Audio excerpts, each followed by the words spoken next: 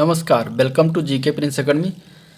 तो हम लोग बात कर रहे थे टेस्ट सीरीज ग्रामीण समाज एवं विकास का, और उसमें देख रहे थे रुक्मणी प्रकाशन के बुक की, जो कि आज हम बात करेंगे टेस्ट सीरीज नंबर 14। इसके पहले 13 टेस्ट सीरीज हो चुका है ग्रामीण विकास के से संबंधित, ठीक है, जो कि रुक्मणी प्रकाशन बुक से लिया गया है। तो आज के उसी का नेक्स्ट वीडियो है ये, और इसमें हम देखेंगे 25 क्वेश्चन है ग्रामीण विकास के, तो इसके बारे में जानेंगे। उस क्वेश्चन से और भी जितने भी पॉइंट बन सकते हैं एग्जाम पॉइंट ऑफ व्यू से, तो सारे इस वीडियो में डिस्कस करेंगे, ठीक है। तो चलिए वीडियो को स्टार्ट करते हैं, और स्टार्ट करने से पहले अगर आप लोग चैनल पर नए हैं तो चैनल को तुरंत सब्सक्राइब करें, ठीक है, तथा अपने दोस्तों में जो है ज़्यादा से ज़्यादा शेयर करें। तो चलिए तो स्टार्ट करते हैं। तो पहला क्वेश्चन है ग्रामीण विकास से संबंधित कि विश्वकर्मा श्रम सम्मान योजना कब प्रारंभ किया गया, ठीक है, यह क्वेश्चन है। और ऑप्शन में दिया गया 2018, 2019, 2020 या फिर 2021। ये बताना कि कब प्रारंभ किया विश्वकर्मा श्रम सम्मान योजना। तो ये शुरुआत किया गया था 2019 में। आंसर इसका बी पार्ट से हो जाएगा 2019। अब इससे संबंधित कुछ बातें जान लेते हैं।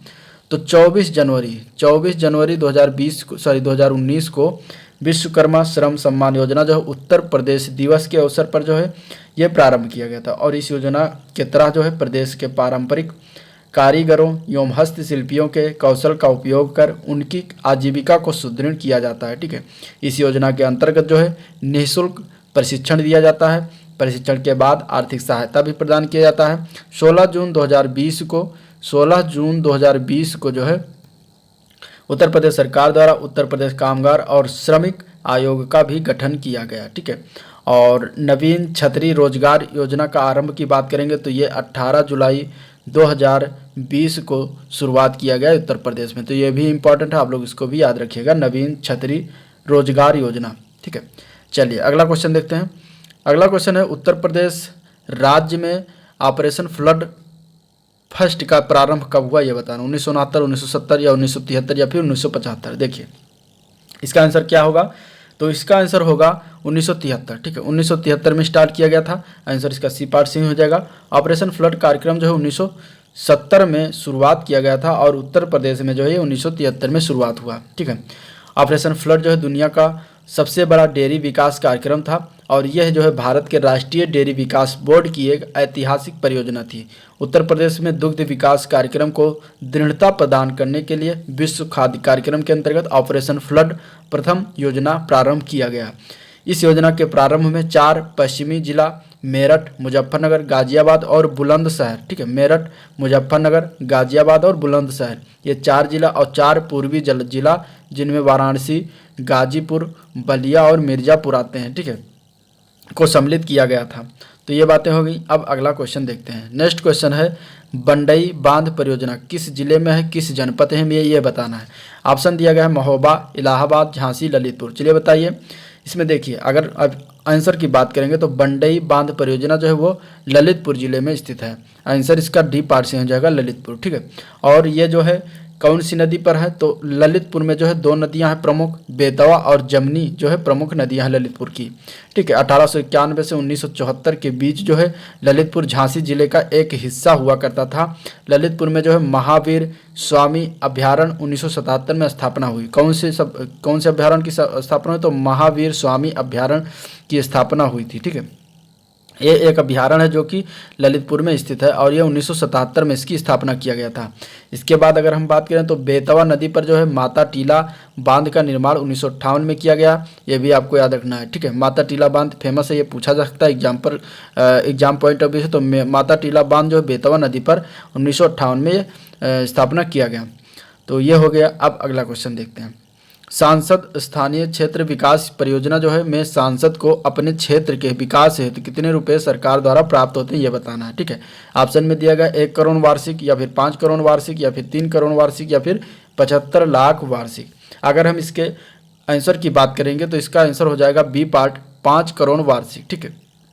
इस परियोजना के अंतर्गत जो है सांसद को अपने क्षेत्र के विकास हेतु 5 करोड़ रुपए वार्षिक सरकार द्वारा प्रदान किया जाता है, ठीक है। और संसद सदस्यों के चुनाव क्षेत्र की वार्षिक जनता के विकास के लिए जो है स्थानीय क्षेत्र विकास योजना जो कि 23 दिसंबर 1993 को संसद में घोषित किया गया था, और इस योजना में जो समय समय पर दिशा निर्देश दिया गया तथा संशोधन भी किया गया। तो ये बातें हो गई। अब अगला क्वेश्चन देखते हैं। नेक्स्ट क्वेश्चन है 20 सूत्रीय कार्यक्रम किस प्रधानमंत्री के कार्यकाल में प्रारंभ किया गया? ऑप्शन में दिया गया है लाल बहादुर शास्त्री, इंदिरा गांधी, मोरारजी देसाई या फिर राजीव गांधी। तो बताइए ये 20 सूत्रीय जो कार्यक्रम स्टार्ट किया गया था ये किस प्रधानमंत्री के कार्यकाल में था? तो अगर हम आंसर की बात करेंगे तो इसका आंसर हो जाएगा इंदिरा गांधी। इंदिरा गांधी के कार्यकाल में जो है 20 सूत्रीय कार्यक्रम को प्रारंभ किया गया था और इस कार्यक्रम की घोषणा जो है वो 1975 में किया गया था। ठीक है, कब किया गया था? 1975 में। और इसकी पुनर्संरचना की बात करेंगे इस कार्यक्रम को की तो 1982 में, फिर 1986, फिर 2006 3 बार इसमें पुनर्संरचना किया गया। ठीक है, 20 सूत्री वर्तमान में जो 20 सूत्री कार्यक्रम जो है वो 2006 से लागू है, ये भी आपको याद रखना। ठीक है, इसका उद्देश्य क्या था? तो पिछड़े एवं निर्धन व्यक्तियों के जीवन स्तर में सुधार करना इसका मेन उद्देश्य रहा था। नेक्स्ट क्वेश्चन देखते हैं। तो कस्बा वह क्षेत्र है जो, क्या होता है कस्बा? कस्बा का डिफिनेशन बताना है। ऑप्शन में अगर हम देखेंगे तो गांव से बड़ा होता है, या फिर गांव से छोटा होता है, या फिर नगर से बड़ा होता है, या फिर गांव व नगर के बीच का होता है। तो अगर हम कस्बे की बात करेंगे तो इसमें आंसर की बात करेंगे तो कस्बे के लिए इसका आंसर सही हो जाएगा उपयुक्त डी पार्ट। गाँव एवं नगर के बीच का जो होता है उसको कस्बा कहा जाता है। ठीक है, कस्बा में जो है ग्रामीण और नगरीय दोनों तरह की विशेषताएं साथ साथ देखी जाती है। इसमें जो है बैंक, बीमा, श्रमिक संगठन, शिक्षा, मनोरंजन, यातायात, संचार आदि के लक्षण देखे जाते हैं। औद्योगिकरण तथा व्यापारिक की प्रक्रिया तीव्रता से प्रारंभ हो गई है और निकटवर्ती गांव की आवश्यकताएं इस क्षेत्र से पूर्ति होने लगी हो। एक बहुत बड़ी जनसंख्या इस क्षेत्र में निवास करती है और यहाँ 5000 से अधिक जनसंख्या हो जाती है। ठीक है, इस तरीके से आंसर इसका डी पार्ट से हो जाएगा। अगला क्वेश्चन हम लोग देखते हैं। नेक्स्ट क्वेश्चन है भारत में बहुफसली कार्यक्रम कब शुरुआत किया गया? तो अगर हम बात करेंगे बहुफसली कार्यक्रम की तो ये शुरुआत किया गया था 1967-68 में। ठीक है, आंसर इसका ए पार्ट से हो जाएगा 1967-68। और इसके बारे में अगर हम बात करें तो 2 या 2 से अधिक फसलों को एक साथ ही उगाया जाता है तो उसको जो है बहुफसली कार्यक्रम कहा जाता है। बहुफसली कार्यक्रम के जो है खेती के अगर उदाहरण की बात करेंगे तो देखिए सोयाबीन, फिर इसके बाद मूंग, ठीक है, मूंग और उड़द, ये 3 एक साथ आते हैं। ठीक है, और इसके बाद अगर हम बात करें तो मक्का, आलू के बाद गेहूं, ठीक है, इसके बाद मूंग, ये सारे जो है एक साथ में आएंगे बहुफसली में। ठीक है, इसके बाद मक्का, तोरिया और गेहूं और मूंग ये एक साथ में बहुफसली के रूप में आएंगे। ठीक है, गेहूं और मूंग। तो इस तरीके से कुछ बहुफसली खेती के उदाहरण होते हैं। अगला क्वेश्चन है गोकुल पुरस्कार योजना का संबंध है किससे संबंध है ये बताना है। गोकुल पुरस्कार योजना, अगर हम गोकुल पुरस्कार योजना की बात करें तो इसके नाम से पता चलता है कि ये दुग्ध उत्पादन से ही संबंधित होगा। तो आंसर इसका सी पार्ट ही सही है, दुग्ध उत्पादन। ठीक है, गोकुल पुरस्कार योजना का संबंध दुग्ध उत्पादन से है। इस योजना में जो है सहकारी क्षेत्र के अंतर्गत दुग्ध उत्पादकों को उनके बीच की प्रतिस्पर्धा करने एवं अच्छे किस्म के दुधारू पशुओं को रखने के लिए चलाया गया है। गोकुल पुरस्कार सर्वाधिक दुग्ध उत्पादन क्षेत्र में किया जाता है। गोकुल पुरस्कार जो है सुधा पांडे को 5वीं बार मिला है। सुधा पांडे को जो है नंद बाबा पुरस्कार भी मिला है। ठीक है, तो ये बातें हो गई। नेक्स्ट क्वेश्चन देखते हैं। तो महिला डेयरी योजना को कब लागू किया गया ये बताना है। अगर ऑप्शन की बात करेंगे तो 1996-97 या फिर 1998-99 या फिर 2000-2001 या फिर 2003 से 2004 कब लागू किया गया ये बताना है। तो महिला डेयरी योजना जो है ये लागू किया गया 1996-97 में। ठीक है, आंसर इसका ये पार्ट चेंज होगा 1996-97। ठीक है, और राज्य सरकार ने महिलाओं को आर्थिक रूप से मजबूत करने के उद्देश्य से ये योजना चलाई है। ठीक है, अगला प्रश्न देखते हैं।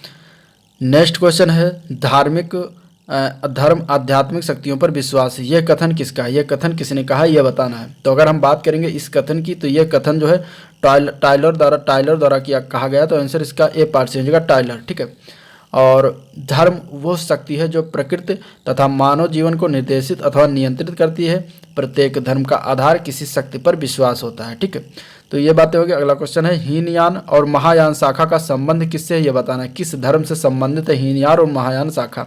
तो अगर हम बात करेंगे धर्म की तो वो ये हीनयान और महायान शाखा जो है बौद्ध धर्म से संबंधित होता है। आंसर इसका सी पार्ट से हो जाएगा। 6ठी शताब्दी ईसा पूर्व में जो है गौतम बुद्ध द्वारा बौद्ध धर्म का प्रवर्तन किया गया।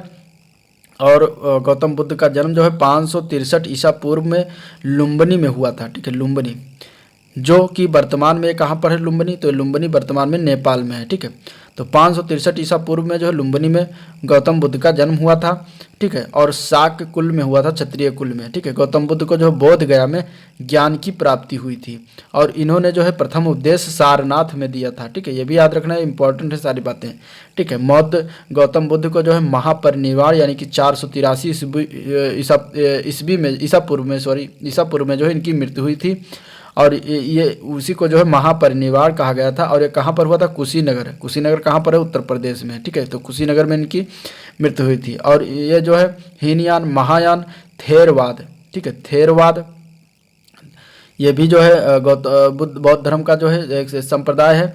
वज्रयान बौद्ध धर्म में जो है प्रमुख संप्रदाय है। बुद्ध के गुरु की बात करेंगे तो आदि गुरु आलार कलाम, रुद्रक, रामपुत्र आदि जो है बुद्ध के गुरु थे। प्रमुख शिष्यों की बात करेंगे बुद्ध के तो आनंद, अनिरुद्ध, महाकश्यप, रानी क्षेमा, उपाल, अंगुलीमाल, भद्रिका, भृगु आदि जो है प्रमुख शिष्य थे बुद्ध जी के। इसके बाद त्रिपिटक जो है बौद्ध धर्म के प्रमुख ग्रंथ है और यह पाली भाषा में लिखी गई है, ठीक है। इसके अंतर्गत विनय पिटक, सुत्त पिटक और अभिधम्म पिटक जो है बौद्ध धर्म के त्रिपिटक ग्रंथ के अंतर्गत आती है। तो ये सारी बातें होगी। अब अगला क्वेश्चन हम देखते हैं। नेक्स्ट क्वेश्चन है, कृषक समाज और ग्रामीण प्रायः पर्यायवाची शब्द हैं, यह कथन किसका है? तो अगर हम इस कथन की बात करेंगे तो ये जो है स्मिथ जी ने कहा था। आंसर इसका सी पार्ट से हो जाएगा, स्मिथ, ठीक है। एडम स्मिथ को जो है अर्थशास्त्र का पितामह भी कहा जाता है, ठीक है। तो इस तरीके से इसका आंसर जो हो जाएगा उसी पार्ट से हो जाएगा। और इनका एक प्रसिद्ध पुस्तक का नाम है द वेल्थ ऑफ नेशंस, जो कि पूछा जाता है तो ये भी आपको याद रखना है। अगला क्वेश्चन देखते हैं।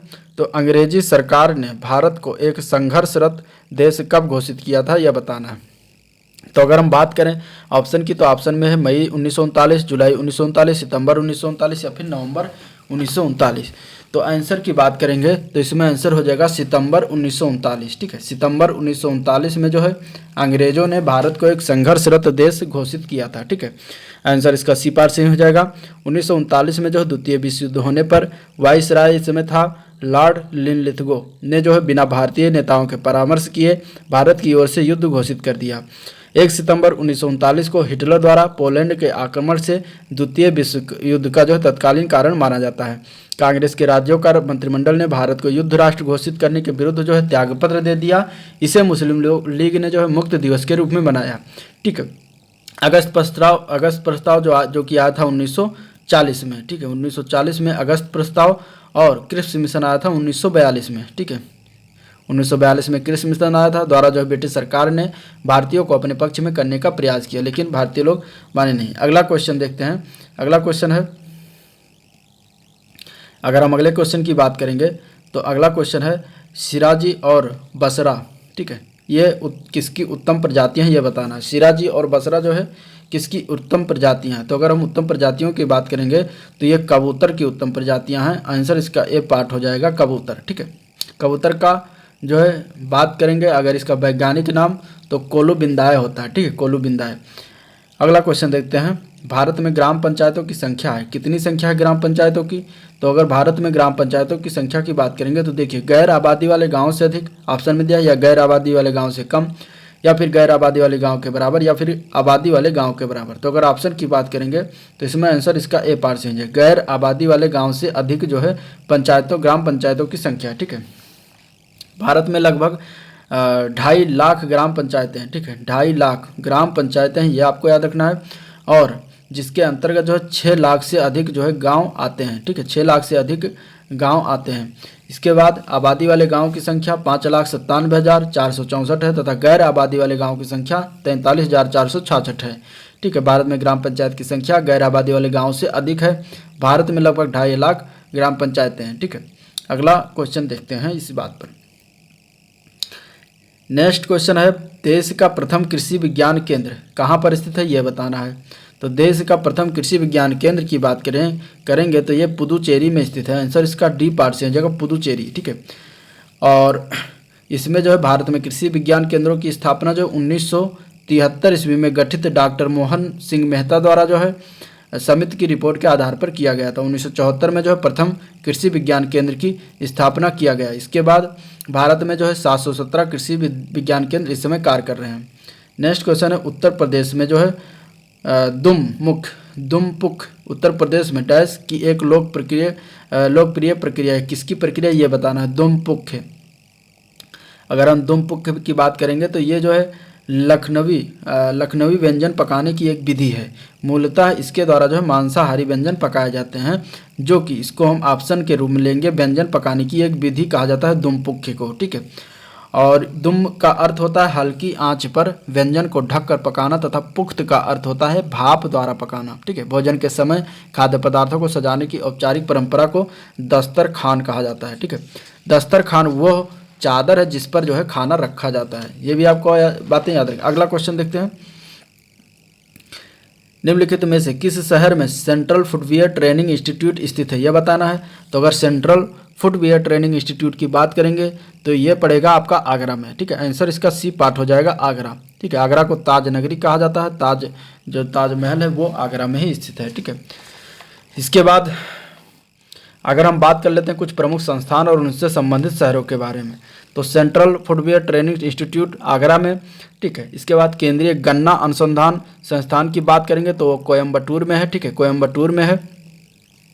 इसके बाद अगर हम बात करें समुद्र विज्ञान संस्थान राष्ट्रीय वाला, तो ये पणजी में है, ठीक है। पणजी जो है गोवा की राजधानी है, जहाँ पे राष्ट्रीय समुद्र विज्ञान संस्थान है। केंद्रीय वन अनुसंधान संस्थान की बात करेंगे तो देहरादून पड़ता है, ठीक है। इसके बाद अगर हम बात करें केंद्रीय औषधि अनुसंधान संस्थान की, तो ये उत्तर प्रदेश की राजधानी लखनऊ में पड़ता है, ठीक है। औषधि अनुसंधान संस्थान। अखिल भारतीय आयुर्विज्ञान संस्थान जो कि नई दिल्ली में, जिसको एम्स कहते हैं, ठीक है। इसके बाद अगर हम बात करें भारतीय मौसम वेधशाला की बात करेंगे तो ये पुणे में पड़ता है, ठीक है। पुणे में जो है भारतीय मौसम वेधशाला, और पुणे में ही जो कॉलेज ऑफ मिलिट्री इंजीनियरिंग भी पुणे में ही है। केंद्रीय तिब्बती शिक्षण संस्थान जो है ये वाराणसी में है। तो इस तरीके से कुछ महत्वपूर्ण संस्थान हो गए। अब अगला क्वेश्चन देखते हैं। नेक्स्ट क्वेश्चन की बात करेंगे तो कन्या विद्याधन योजना के अंतर्गत उत्तर प्रदेश सरकार द्वारा किस कक्षा में उत्तीर्ण होने पर प्रोत्साहन हेतु जो है राशि दिया जाता है। तो अगर हम बात करें इसके आंसर की, तो इसका आंसर हो जाएगा 12वीं कक्षा, ठीक है। आंसर इसका डी पार्ट से होगा 12वीं कक्षा। कन्या विद्याधन योजना की शुरुआत जो है उत्तर प्रदेश के मुख्यमंत्री श्री अखिलेश यादव जी ने वर्ष 2013-14 में जो है शुरुआत किया था, ठीक है। और पात्र छात्राओं को जो है 20,000 रुपये की धनराशि इसमें प्रदान किया जाता है। वर्ष 2016 में यह राशि बढ़ाकर जो है 30,000 रुपये कर दी गई थी। वर्तमान में प्रदेश सरकार द्वारा इस योजना के तहत पात्र छात्राओं को जो है लैपटॉप वितरित करने की योजना का प्रावधान किया गया है। तो ये बातें होगी। अब अगला क्वेश्चन देखते हैं। नेक्स्ट क्वेश्चन है निम्नलिखित में से कौन सा सही सुमेलित नहीं है, ये बताना है। सही सुमेलन की बात करेंगे तो देखिए सामुदायिक विकास कार्यक्रम जवाहरलाल नेहरू, या फिर पंचायती राज संस्थाओं को संवैधानिक दर्जा जो है राजीव गांधी जी द्वारा दिया गया, या फिर सूचना पाने का अधिकार अधिनियम पी.वी. नरसिम्हा राव के समय से हुआ, या फिर प्रधानमंत्री ग्राम सड़क योजना जो अटल बिहारी वाजपेयी के समय चलाया गया। तो अगर हम बात करें तो इसमें गलत कौन सा है, तो सी पार्ट गलत है। सूचना पाने का अधिकार अधिनियम जो पी.वी. नरसिम्हा राव के द्वारा नहीं सुझाया गया था। यह जो है 15 जून 2005 को अधिनियमित किया गया था सूचना का अधिकार, और पूर्णतया जो है 12 अक्टूबर 2005 को धाराओं के साथ यह लागू कर दिया गया था। विश्व में सबसे पहले जो है स्वीडन में सूचना का अधिकार जो है लागू हुआ था, ठीक है। कानून वर्ष था 1766 में जो है बनाया गया था स्वीडन में ये, ठीक है। और कनाडा में 1982, फ्रांस में 1978, मैक्सिको में 2002 में लागू किया गया। तो इस तरीके से आंसर इसका सी पार्ट गलत हो जाएगा, यही मतलब हमारा आंसर हो जाएगा। और बाकी तीनों सही सुमेलन है। सामुदायिक विकास कार्यक्रम जवाहरलाल नेहरू के समय, और प्रधानमंत्री ग्राम सड़क योजना अटल बिहारी वाजपेयी के समय, पंचायती राज संस्थाओं को संवैधानिक दर्जा जो है राजीव गांधी के समय दिया गया था, ठीक है। तो ये कुछ बातें हो गई। अगर हम बात करें संविधान के अनुच्छेद 19 के अनुसार नागरिकों को बोलने और अभिव्यक्ति करने का अधिकार है। तो इस तरीके से अगर हम बात करें तो 1976 में जो है राज नारायण बनाम उत्तर प्रदेश मामले में उच्चतम न्यायालय ने संविधान के अनुच्छेद 19 को सूचना का अधिकार को मौलिक अधिकार घोषित किया था। तो इस तरीके से सी पार्ट इसका सही हो जाएगा। नेक्स्ट क्वेश्चन देखते हैं। तो जवाहर रोजगार योजना को कब प्रारंभ किया गया, ये बताना है। ऑप्शन की बात करेंगे तो 1985, 1989, 1983 या 1995। तो जवाहर रोजगार योजना जो है 1989 को प्रारंभ किया गया था। आंसर इसका बी पार्ट से हो जाएगा। और 1 अप्रैल 1989 को लॉन्च किया गया था, ठीक है। तो इसका उद्देश्य क्या था, ग्रामीण और सबसे पिछड़े क्षेत्रों में रहने वाले लोगों को 90 से 100 दिनों तक का रोजगार उपलब्ध कराने के लिए था। मनरेगा की बात कर लेते हैं। मनरेगा बहुत इंपॉर्टेंट योजना है। तो महात्मा गांधी राष्ट्रीय ग्रामीण रोजगार गारंटी योजना इसका फुल फॉर्म बनता है। और 7 सितंबर 2005 को, ठीक है, 7 सितंबर 2005 को जो ये अधिनियमित किया गया था, ठीक है। और यह योजना जो है 2 फरवरी 2006 को ठीक है, 200 जिलों में शुरुआत किया गया, ठीक है, पुनः, और इसका पुनः नामकरण जो है 2 अक्टूबर 2009 को नरेगा से मनरेगा किया गया था, ये भी आपको याद रखना है। और इसमें क्या है, 100 दिनों की रोजगार की गारंटी देता है ये योजना, और इसकी मजदूरी अलग अलग राज्यों में अलग अलग है, ठीक है। तो अगला क्वेश्चन देखते हैं, लोहिया ग्रामीण आवास योजना के बारे में निम्नलिखित में से कौन सा कथन असत्य है यानी कि गलत है, ये बताना है। तो अगर हम बात करें वर्ष 2014-15 से मनरेगा से 90 दिन की सीमा तक का कन्वर्जेंस जो कि व्यवस्था है, आवासों का जो है आवंटन लाभार्थी परिवार के द्वारा महिला सदस्य के नाम पर होगा। प्रत्येक आवास का सोलर लाइट लगाई जाएगी।